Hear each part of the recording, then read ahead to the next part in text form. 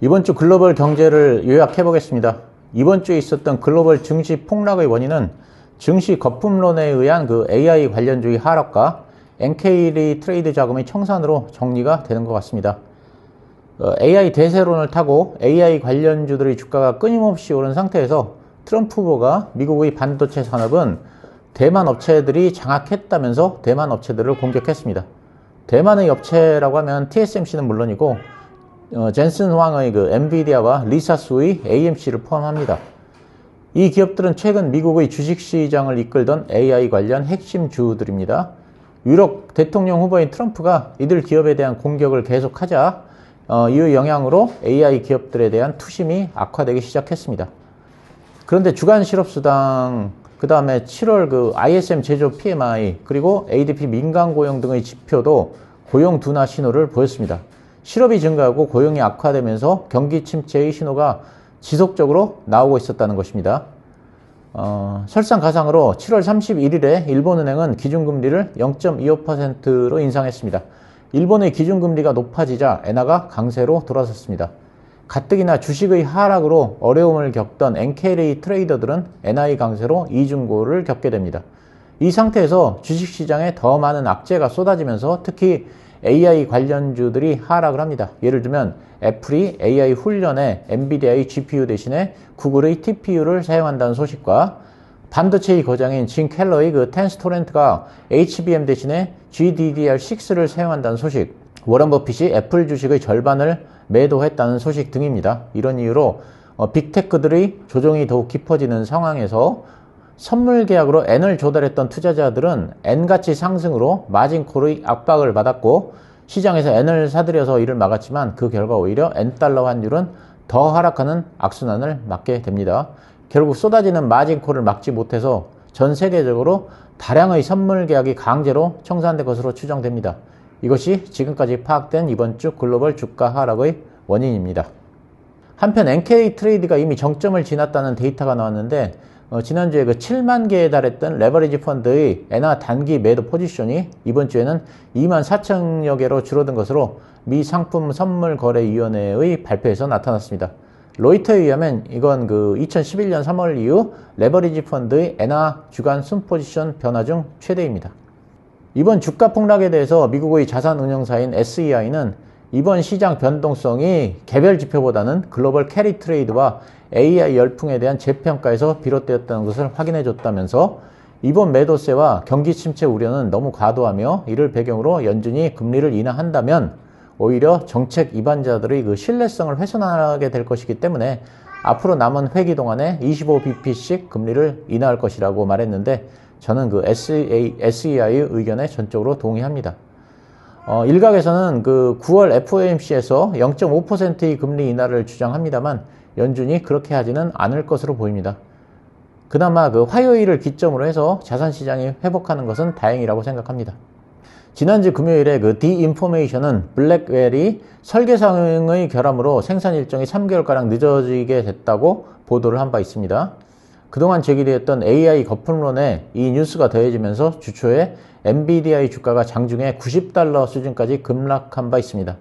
BOA는 이와 관련해서 매력적인 매수 기회라고 했고 파이퍼 샌들러는 블랙웰의 출시 지연이 매출에 큰 영향은 없을 것이라며 우려가 너무 과도하다고 했습니다.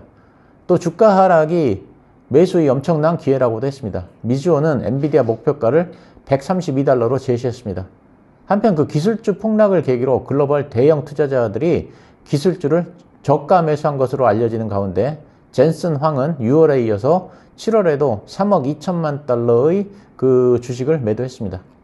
구글이 검색 엔진 관련 법무부와의 반독점 소송에서 패소했습니다. 워싱턴 DC 연방법원은 구글이 애플, 삼성전자 등 스마트폰 제조업체에 자사 검색 엔진을 기본으로 탑재하기 위해서 2021년에만 263억 달러를 지불했고 이를 통해 온라인 검색 시장의 90%와 스마트폰 검색 시장의 95%를 통제했다면서 이건 불법이라고 했습니다. 이번 판결과 관련해서 뉴욕타임즈는 인터넷 시대에 거대 기술기업의 권력을 견제하려는 미국 규제당국이 거둔 가장 소중한 승리라면서 애플, 아마존, 메타를 상대로 한 반독점 소송에도 영향을 미칠 것이라고 했습니다. 블룸버그는 구글에 대한 그 기업 분할 명령 가능성을 제기했고, 야후 파이낸스는 애플과 검색 엔진 사용 계약을 중단할 가능성을 제기했습니다. 한편 그 2022년 기준 구글이 애플에게 200억 달러를 지불했을 것으로 추정되기 때문에 애플이 실적에 상당 부분 기여를 했을 것인데, 만약 사용 계약이 중단된다면 애플에도 악재라는 평가입니다. 테슬라의 상하이 공장 출하량이 전년 대비 15%가 증가했습니다. 이는 전월 대비 4.6% 증가한 수치입니다. 이로써 그 테슬라가 4개월 만에 부진을 끊게 되었다고 블룸버그가 보도했습니다. 또한 테슬라가 중국에서 170만 대의 그 원격 소프트웨어를 업데이트합니다. 이는 후드 열림 때문이며 안정성을 높이기 위한 조치라고 밝혔습니다. 한편 머스크가 오픈 AI와 샘 올트만을 상대로 소송을 제기했습니다. CNBC 그 보도에 따르면 소송의 핵심은 샘 올트만이 자신을 속여서 오픈 AI에 수백만 달러의 자금을 유치한 뒤 마이크로소프트와 함께 불투명한 AI 생태계를 구축하는 기만 행위를 했다는 것입니다. 워런 버핏이 애플 지분의 절반을 매각했다는 뉴스가 지난주에 나왔습니다. BOA와 BYD에 이어서 애플 지분을 매각함으로써 버크셔 해스웨이는 2,769억 달러, 우리 돈으로 약 377조 원의 현금을 보유하게 되었습니다. 워런 버핏은 그 뛰어난 장기 투자자인데 주식을 대규모로 매도하는 것은 투자 경고 신호를 보내는 것이 아닌지 우려스럽다는 의견이 대두되었고, 주초 주가 폭락의 원인 중 하나가 되기도 했습니다. 채권한 그 빌 그로스는 버핏의 애플 주식 매도에 대해서 이는 정점 신호라면서 저점 매수는 아직 이르다고 했습니다. 한편 BOA는 설문조사 결과 애플의 앱스토어 매출이 강세를 보이고 있다고 했고, 글로벌 매출이 전년 대비 11% 증가했다고 덧붙였습니다. CNBC는 카운트포인트 리서치를 인용해서 애플이 애플 인텔리전스 고급 기능에 최대 $20의 구독료를 책정할 것이라고 보도했습니다. AI에 많은 비용이 들어가기 때문에 일부 비용을 소비자들에게 전가할 것이라는 보도입니다. 모건 스탠리가 TSMC를 최선호주로 선정했습니다. TSMC가 가격을 계속 올리고 있고 산업 내에 지속적인 AI 투자가 주가 상승의 촉매제가 될 것이라고 했습니다. TSMC는 현재 지속적인 설비 증설에도 불구하고 수요가 따라가지 못하는 상황입니다. AI 붐에 힘입어 TSMC의 그 파운드리와 패키징이 호조를 보이는 가운데 3나노와 5나노의 가격 공정을 8% 인상한다고 대만 언론들이 보도했습니다. 한편 그 7월 TSMC의 매출은 전월 대비 24%가 증가했고 전년 대비 45%가 증가해서 올해의 그 신기록을 기록했습니다. 3분기 그 매출의 예상은 37% 증가인데 이를 능가할 가능성이 커지고 있습니다. 노보노디스크의 실적이 예상을 하회하면서 주가가 하락했습니다. 그렇지만 이는 생산시설의 부족에 의한 일시적인 것으로 현재 수요가 공급을 초과하는 상태이기 때문에 생산시설의 확대가 완료될 경우 매출 증대가 예상된다고 CEO가 밝혔습니다. 반면에 일라이릴리는 2분기 실적이 어닝 서프라이즈를 기록하며 주가가 크게 상승했습니다. 특히 그 주당 순이익은 예상인 2.61달러를 크게 넘어서 3.92달러를 기록했습니다. 그 당뇨 치료제인 그 마운자로와 비만 치료제인 젯바운드의 매출이 크게 상승했고 가이던스도 상향되었습니다. 일라이릴리도 늘어나는 수요를 맞추기 위해서 인디애나 공장에 추가 투자를 단행한다고 밝혔습니다.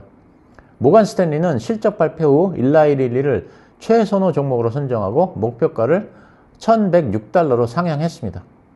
파이퍼 샌들러는 AMD를 최선호주로 선정하면서 비중 확대 의견을 제시했습니다.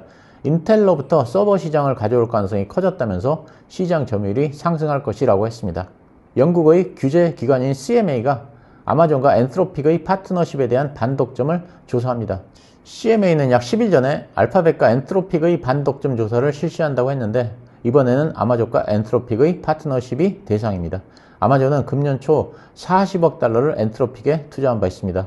구글과 메타가 유튜브에 광고를 할 목적으로 10대를 겨냥한 비밀 계약을 맺었다고 파이낸셜 타임스가 보도했습니다. 구글은 18세 미만 청소년에게 광고를 하지 않는다는 원칙이 있는데 이를 어긴 것이고 유튜브에서 13에서 17세를 대상으로 하는 그 메타의 인스타그램 광고가 확인되었다고 했습니다.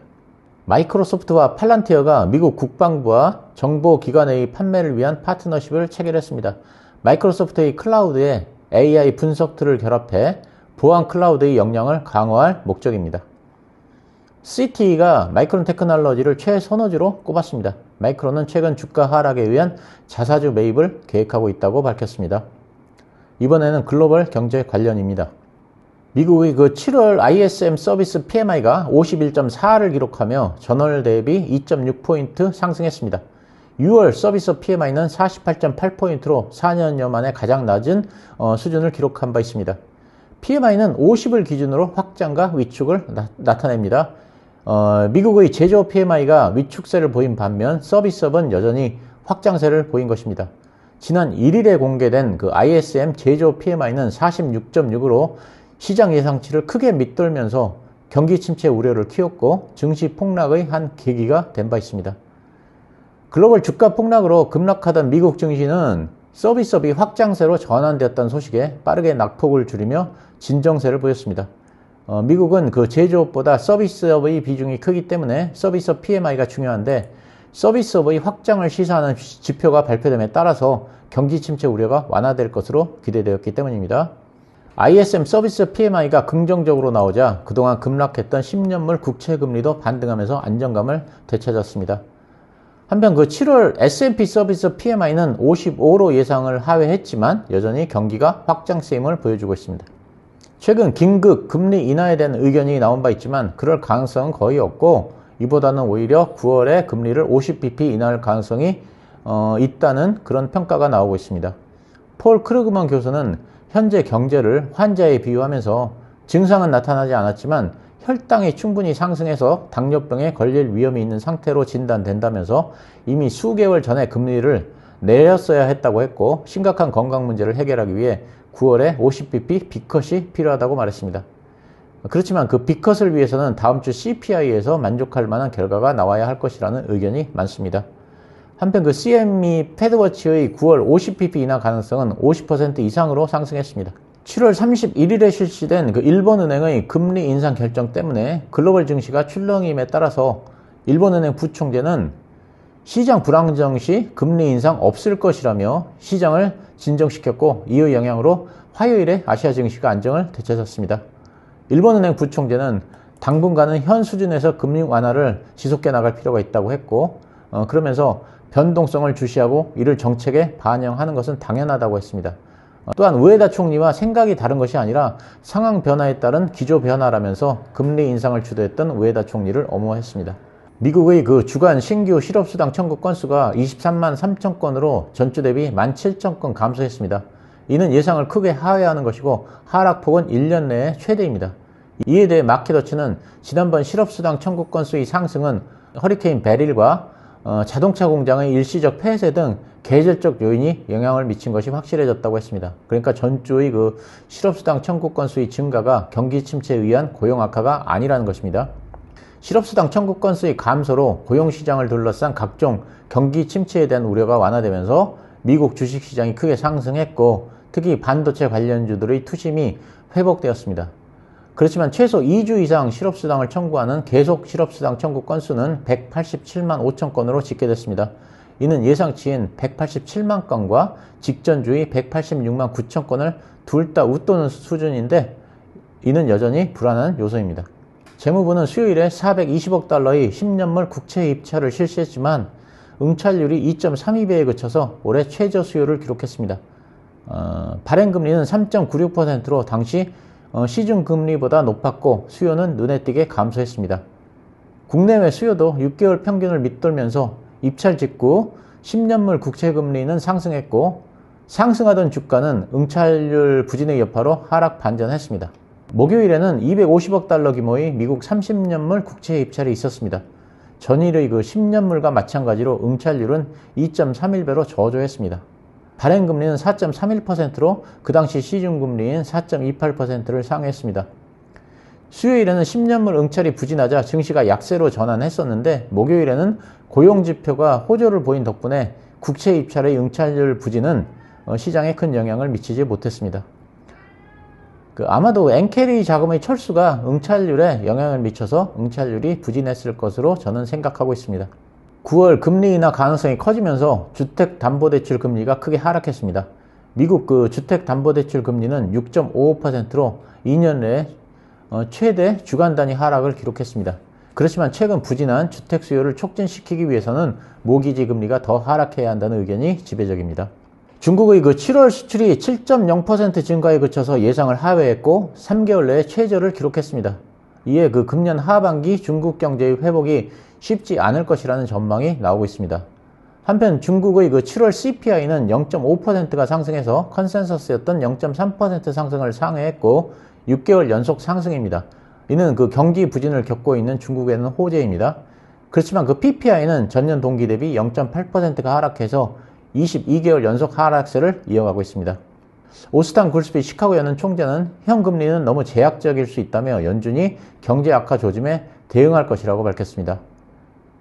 그는 그 연준의 임무는 고용을 극대화하고 물가를 안정시키고 금융 안정을 유지하는 것이라며 만약 총체적으로 문제가 발생하고 어느 한 부분이라도 상태가 악화된다면 이는 우리가 고칠 것이라고 강조했습니다.